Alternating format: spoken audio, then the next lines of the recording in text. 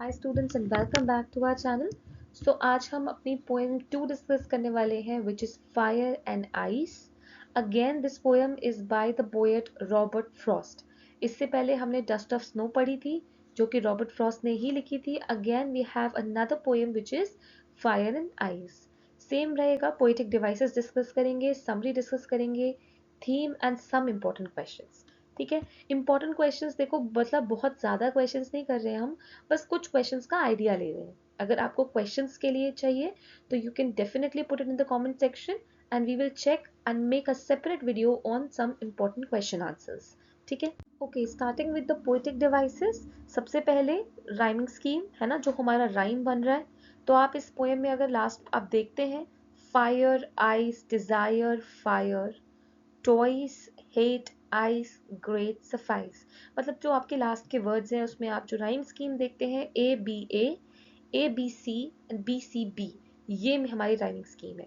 ठीक है, rhyming scheme बहुत इजी होता है, बहुत सारे बच्चे इसमें मतलब कर ही लेते हैं, तो कोई इश्यू नहीं है। ठीक है, बट फिर भी आपको पता होनी चाहिए। नेक्स्ट यहाँ पे आता है मेटाफर। मेटाफर क्या होता है? Comparison between two things and two ideas. जैसे यहाँ पे फायर को डिजायर से और आइस को हेट से कंपेयर किया है, तो ये हमारा मेटाफर है। Next is assonance. एसोनेंस मैंने लास्ट वीडियो में भी बताया था, repetition of the vowel sound in the same line. ठीक है, रिपीटेशन हो रही है सेम लाइन में एक सेम वावल वर्ड की। जैसे यहाँ पे O, I hold with those who favour fire, तो होल्ड में ओ और दोज में भी ओ, तो ये मेरा एसोनेंस हो गया। एलिट्रेशन क्या होता है? Repetition of a consonant sound at the start of two और मोर लाइकली प्लेस्ड वर्ड्स, यानी पास के एक साथ में या फिर एक थोड़ा सा एक ही सेंटेंस के अंदर पास पास में जब हमारे एक कॉन्सोनेंट साउंड का रेपिटेशन होता है। ठीक है, यानी वर्ड भी सेम होना चाहिए अल्फाबेट एंड उसका साउंड भी सेम होना चाहिए। जैसे फेवर फायर, तो फ और यहाँ पे स्टार्टिंग अल्फाबेट एफ है। वैसे ही वर्ल्ड विल, तो व और यहाँ पे अल्फाबेट डब्ल्यू हो गया। इमेजरी या इमेजरी क्या होता है? It is use to make reader perceive things, मतलब आप जैसे सुन के या पढ़ के उस चीज को वैसे समझो, परसीव करने लगो। जैसे सम से the world will end in fire, तो मतलब वर्ल्ड आग से खत्म हो जाएगा। तो ऐसे वर्ड्स का यूज करना कि रीडर्स जो है वो कन्विंस हो जाए कि अच्छा ऐसा कुछ हो रहा है या ऐसा कुछ होगा। ठीक है, एक उनके एक इमेजिनेशन करने पे, पिक्चराइज करने पे उनको फोर्स कर दे, निर्भर उनको उस चीज पे, नॉट निर्भर, उस चीज पे उनको लाइक कंपेल कर दे। Next is anaphora. एनाफोरा क्या होता है? Repetition of the word or expression at the start of two और मोर कंसेक्यूटिव लाइन, यानी दो या दो से ज्यादा लगातार लाइनों की शुरुआत को सेम वर्ड से करना, सेम एक्सप्रेशन या सेम वर्ड से। ठीक है, जैसे some say that the world will end in fire, some say in ice, तो यहाँ पे सम से एंड सम से रिपीट हो रहा है। Next is personification. पर्सोनिफिकेशन क्या होता है? जब हम नॉन लिविंग चीज को लिविंग या ह्यूमन क्वालिटी देते हैं। जैसे फायर और आइस हमने कहा है कि ये डिस्ट्रक्शन कर सकती हैं, तो जो ये डिस्ट्रक्शन वाले काम, जो माइंडफुल काम, ये ह्यूमन का एट्रीब्यूट है, नॉन लिविंग चीज ये नहीं कर सकती, तो यहाँ पे ये पर्सोनिफिकेशन है। Next is enjambment. जैसे मैंने आपको बताया था पिछले वीडियो में भी, जब हम बिना ब्रेक के, बिना पॉज के, पंचुएशन मार्क के सेंटेंस को कंटिन्यूएशन में लिखते हैं, उसको हम एंजापमेंट कहते हैं। No full stops, no commas and all that. I hope it is clear. Let's go ahead. Next we come to the summary of the poem. तो देखो, इस पोएम में एक बहुत ही बेसिक बात कही गई है, जो कि बहुत बेसिक येट बहुत इंपॉर्टेंट है। ठीक है, तो पोएट क्या कहते हैं? पोएट दो अलग बिलीफ रख रहे हैं जिसमें उनका मानना है कि वर्ल्ड एंड हो सकता है। दो बिलीव्स है उनके इस चीज को लेके, वर्ल्ड के एंड को लेके। इनिशियली पोएट ने बोला, फेवर किया उन लोगों को जो कहते हैं कि वर्ल्ड जो है वो फायर से खत्म होगा, आग की वजह से खत्म होगा। और यहाँ पे फायर का मतलब लेजिट आग वाला आग नहीं है। ठीक है, कौन सा है फायर? क्या सिग्निफाई कर रहा है? ह्यूमन की एविल डिजायर्स। ठीक है, उनका ग्रीड, लालच, लस्ट, जो कि इंसानियत को और संसार को खत्म कर सकती है। ठीक है, तो पोएट का पहले कहना ये था। जबकि सेकंड बिलीफ उनका ये कहना है कि जैसे फायर है ना, वैसे आइस जो बर्फ होती है ना, वो भी सफिशिएंट है वर्ल्ड को डिस्ट्रॉय करने में। और अगेन यहाँ पे आइस मतलब बर्फ को सिग्निफाई नहीं किया, ice means feeling of hatred, एकदम रिजिड हो जाना, दिल में एकदम हेट्रेड फैल जाना, हेट्रेड होना, हम लोग किसी के प्रति ऐसे इनसेंसिटिव हो, क्रूअल हो, ठीक है, मतलब आइस है ना ठंडा, कि मतलब दिल आपका एकदम ठंडा पड़ा हुआ है, आपके लिए किसी के प्रति इमोशंस नहीं है, सेंसिटिविटी नहीं है। सो जैसे आइस के कांटेक्ट में आने से इंसान का शरीर नम हो जाता है, सुन्न पड़ जाता है, उसी तरीके से हेट्रेड जो है वो भी हमारे दिमाग को सुन्न कर देती है, हमारी सोच को, समझ को सुन्न कर देती है, ठीक है।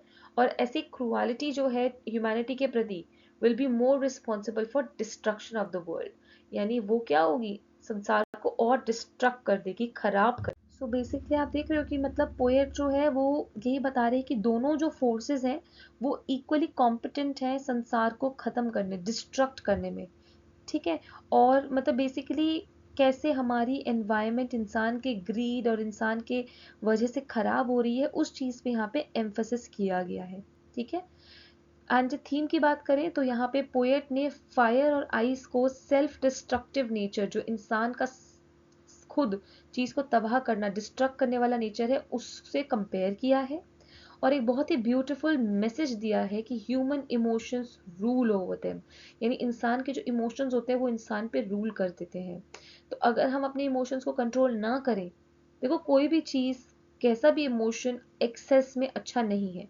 एक्सेस में इंसान ग्रीडी हो, गुस्सा हो, उसके मन में हेट्रेड हो, कोई भी तरह का इमोशन इस तरह से आउट ऑफ कंट्रोल होके अच्छा नहीं होता, ठीक है। तो थीम इसकी यही है कि कैसे डिस्ट्रक्शन होती है क्रिएशन की, किसी जो बनी हुई चीज है उसकी डिस्ट्रक्शन कैसे होती है। वर्ल्ड पूरी तरह खत्म हो जाएगा और अगर उसके खत्म होने के दो ही रीजन होने वाले हैं, एक फायर, एक आइस। फायर जो कि हमारा ग्रीड, एंगर, जेलिसी दिखा रहा है, और आइस जो कि हमारा कोल्डनेस, जैसे हेट्रेड है ना, आपकी डिसरिगार्ड, इनडिफरेंस, उन चीजों को दिखा रहा है।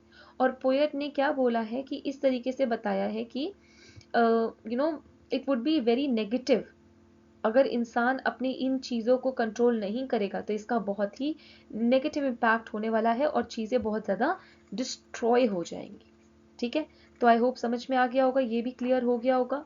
इसके कुछ क्वेश्चंस जो हमारे बनते हैं वो हमारे एक तो poetic device, again poetic device पे क्वेश्चंस आते हैं, ठीक है। उसके बाद मेनली स्टैंजा वाले जो हमारे टॉपिक्स होते हैं उसमें एक स्टैंजा दे दिया, जैसे but it if it had to perish twice I think I know enough of hate. तो यहाँ पे इट किसको रेफर कर रहा है, it had to perish twice क्या, so it is your world, कि अगर वर्ल्ड को पेरिश होना है, ठीक है।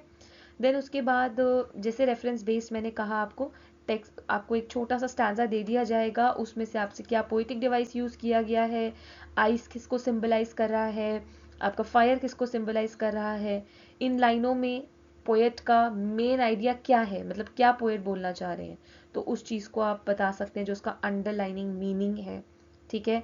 देन उसके बाद आपसे पूछ लेंगे कि comment on the ending of the poem, की पोएम की एंडिंग किस तरह की है। तो पोएट ने जो डिस्ट्रक्टिव फीचर है ह्यूमन के इमोशंस का, उसको डिस्कस किया है। देन कैसे फायर और आइस को किस किस चीज से आपका कंपेयर किया वो लिख सकते हैं। एंड देन उन्होंने कंक्लूड करी है पोएम को बाय रीआइटरेटिंग, यानी वापस से वो फैक्ट बता के कि पावरफुल इमोशंस इवेंचुअली क्या करेंगे, वर्ल्ड को एक एंड पे ले आएंगे। तो हमको क्या करना है, हमको अपने इमोशंस को कंट्रोल्ड मैनर में रखना है, ठीक है। Then do you think either fire or ice has the power to ruin the world, क्या आपको लगता है कि फायर या आइस में इतनी शक्ति है कि वो संसार को तबाह कर सकते हैं। हाँ, बिल्कुल कर सकते हैं। वी बिलीव कि वर्ल्ड जो है इन्हीं चीज़ों की वजह से, और अगेन आई एम सेइंग यहाँ पे फायर और आइस की जो सिंबलाइजेशन है आपको वो पता होना चाहिए, मतलब आप लिटरल टर्म्स में आग और पानी नहीं सोच रहे हो या आग और बर्फ नहीं सोच रहे हो, बल्कि उनके जो मीनिंग्स हैं वो डिजायर्स, हेट्रेड, वो, ठीक है।